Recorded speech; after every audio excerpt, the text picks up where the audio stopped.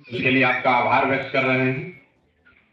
मैं अभी पूछ रहा था यहाँ सेक्रेटरी महोदय से, इन्होंने बताया कि, और मैं देख के भी मुझे ऐसा लग रहा है कि यहाँ पर दो तरह के लोग बैठे हुए हैं।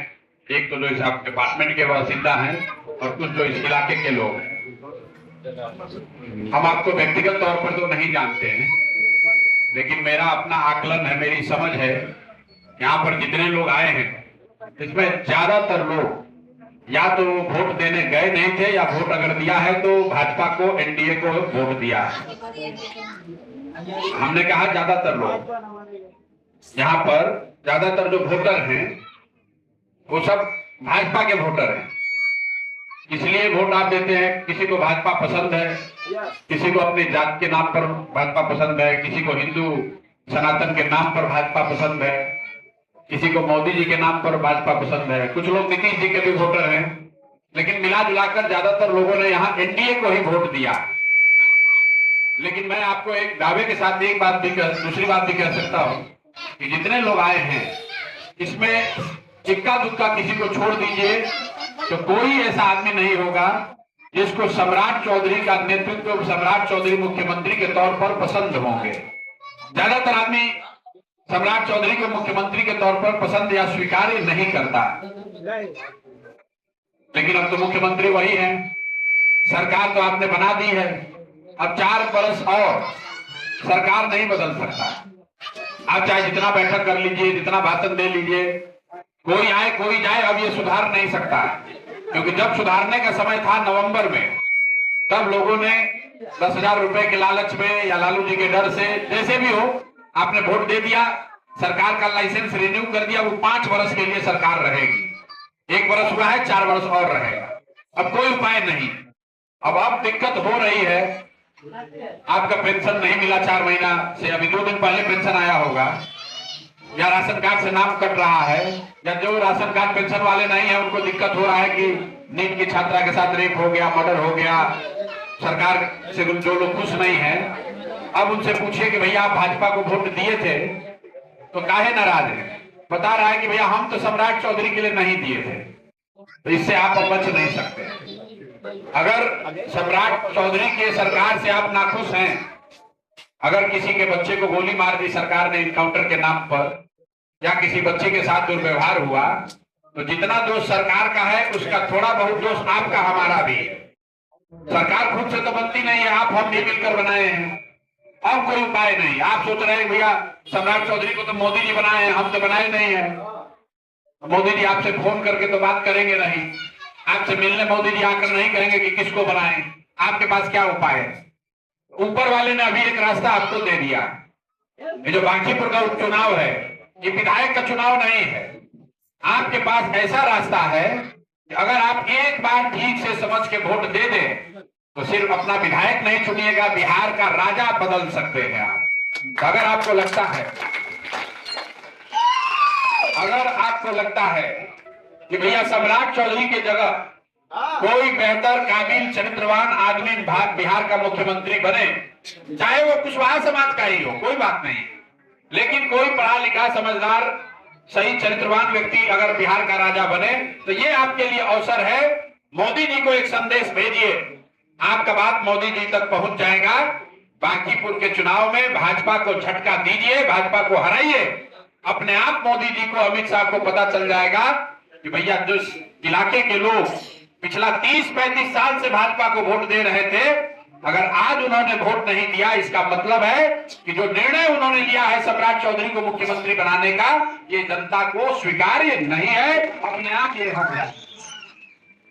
पहला कारण ये है कि अगर आप सम्राट चौधरी की जगह किसी बेहतर आदमी को मुख्यमंत्री बनाना चाहते हैं तो इन चुनाव में भाजपा को हराने के लिए वोट दीजिए।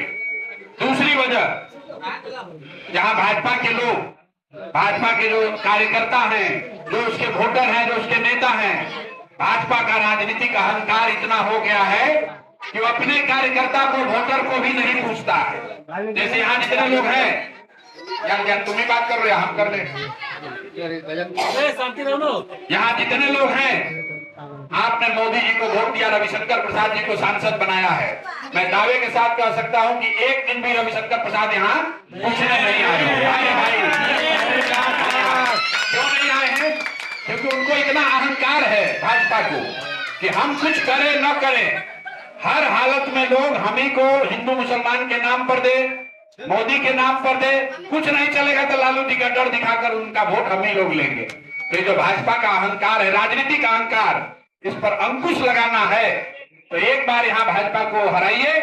हम जीत कर आपका काम करें न करें, आपको लिख कर देते हैं। जो रविशंकर प्रसाद 2 साल अपना शकल नहीं दिखाए, वो आकर आपसे बात करेंगे, आपसे आपका काम करने का कोशिश करेंगे। और तीसरा और अंतिम बात, इनका जो अहंकार है, देखिए लोगों ने पूछा इनसे, अरे भाई बांकीपुर में उपचुनाव है, प्रसाद किशोर खड़े हो रहे हैं, आपका क्या मत है? यहाँ बोला कि कोई चिंता की बात नहीं है, बांकीपुर इतना मजबूत किला है कि अगर हम लोग कुत्ता बिल्ली को भी खड़ा करेंगे तो बांकीपुर का जनता हमें को वोट देगा। ये इनका अहंकार देखिए। जिन लोगों ने वोट देकर इनको कुर्सी पर बैठाया है, उसके बारे में भाजपा का नेता कह रहा है कि हम कुत्ता बिल्ली को भी अगर खड़ा करेंगे तो बांकीपुर की जनता हमी को वोट देगी। अब आप कहिएगा कि आप तो राजनीति कर रहे हैं, कहा है तो इसके लिए किसका क्या बात है?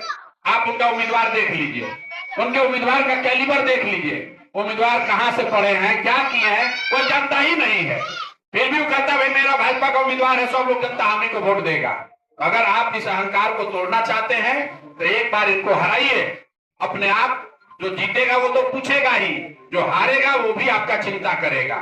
तीसरा और अंतिम बात, यहाँ भाजपा का एनडीए का 202 विधायक है, 202 विधायक है भाजपा और एनडीए का, 30 से ज्यादा सांसद है, 6 से ज्यादा मंत्री है, कोई काम नहीं कर रहा है।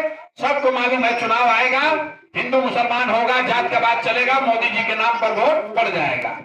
एक बार अगर आप बांकीपुर में भाजपा को हरा दीजिए तो पूरा 202 विधायक, 30 से ज्यादा सांसद, मंत्री, सारा लोग अपने अपने क्षेत्र में अपने जनता के साथ थोड़ा ही सही, 1 पैसा ही सही, लेकिन सब थोड़ा बहुत काम करना शुरू करेगा। क्यों करेगा? क्योंकि देखेगा कि जब 40 बरस का बांकीपुर का किला अगर ढह गया तो कोई नेता का क्षेत्र, कोई नेता सुरक्षित नहीं है। तो आपका एक वोट, याद कर लीजिए, आपका एक वोट बिहार में नेतृत्व को बदलकर सम्राट चौधरी की जगह किसी बेहतर व्यक्ति को मुख्यमंत्री बना सकता है। आपका एक वोट भाजपा के अहंकार पर अंकुश लगा सकता है, उनके नेताओं का, उनके समर्थकों का, उनके वोटर्स का मान सम्मान बढ़ा सकता है। और आपका एक वोट पूरे चुने हुए प्रतिनिधियों का, उनको जनता के प्रति जवाबदेह बना सकता है। हमारी बात पर आपको भरोसा नहीं है तो आप अभी देखिए, अभी चुनाव हुआ नहीं है, आप वोट नहीं दिए हैं, लेकिन 2 निर्णय देखिए सरकार का। सरकार ने पिछले 4 महीना से गरीब आदमी का 1100 रुपया पेंशन नहीं दिया था। अभी जब ये चुनाव आया है और ये जन चुनाव का प्रशांत किशोर का डर शुरू हुआ है, ये हमारा डर नहीं है, ये विकल्प का डर है। क्योंकि पहली बार लोग कह रहे हैं कि भैया इस बार एक कोई विकल्प मिला है, हम लोग वोट देंगे प्रशांत किशोर को। इस डर के मारे लोगों को पेंशन मिला है, इस डर के मारे जो राशन कार्ड में नाम कटा है, अभी घोषणा हुआ है कि 1 करोड़ आदमी को राशन दिया जाएगा। तो ये डर जरूरी है। जब तक नेता डरेगा नहीं तब तक आपका काम नहीं होगा, चाहे कोई नेता हो। हमको भी आप जिता दीजिएगा, हमारे मन में भी अगर ये डर न हो कि जनता हमको हरा सकती है, हम भी नहीं काम करेंगे। विद्यार्थी को अगर मास्टर बता दे कि तुमको 100 में 100 नंबर आएगा तो काहे के लिए पढ़ेगा? मन हुआ 1-2 किताब पढ़ा, मन हुआ नहीं पढ़ा। तो मेरे भाई, बिहार के नेताओं में, एनडीए के नेताओं के मन में डर पैदा कीजिए। अगर आप भाजपा के भारी समर्थक हैं, आप तो यही चाहते हैं कि भाजपा का सरकार रहे, तो सरकार है, सरकार आगे भी रहेगा। 202 विधायक के साथ रहे चाहे 203 विधायक के साथ रहे, कोई फर्क नहीं है। इसलिए भाजपा का सरकार है, अगले 4 वर्ष रहेगा, लेकिन उस सरकार का लगाम आपके हाथ में आ जाएगा। मजबूत घोड़ा से भी काम तभी ले पाइएगा जब उसका लगाम आपके हाथ में हो। बैल से दौड़ी तब होगा जब उसको नाथा जाएगा। तो आपके हाथ में ये मौका आया है। एक बार जाति, धर्म, दल और नेता का अंधभक्ति छोड़ के एक बार सही आदमी का चुनाव कीजिए। एक विधायक अगर सही चुनकर बांकीपुर से चला जाए पूरे बिहार में तहलका हो जाएगा, काम होना शुरू होगा। यही आपसे कहने आए हैं। ठीक लगे तो सुधरिए, और न ठीक लगे तो एक बार और भाजपा को जिता दीजिए। लेकिन अगर जिताइएगा तो सम्राट चौधरी 4 बरस आपके छाती पर मूंग दलेंगे, कोई न हटा पाएगा। अगर जिताइएगा तो तय मानिए कि भ्रष्टाचार नहीं खत्म होगा, शिक्षा व्यवस्था न सुधरेगी, रोजगार नहीं मिलने वाला है, कुछ नहीं सुधरने वाला है। नवंबर से पहले भी यही हाल था, नवंबर के बाद भी यही हाल है। अगर आप बदलाव चाहते हैं तो एक बार इनको हराइए, तभी सुधार हो सकता है। बहुत बहुत धन्यवाद।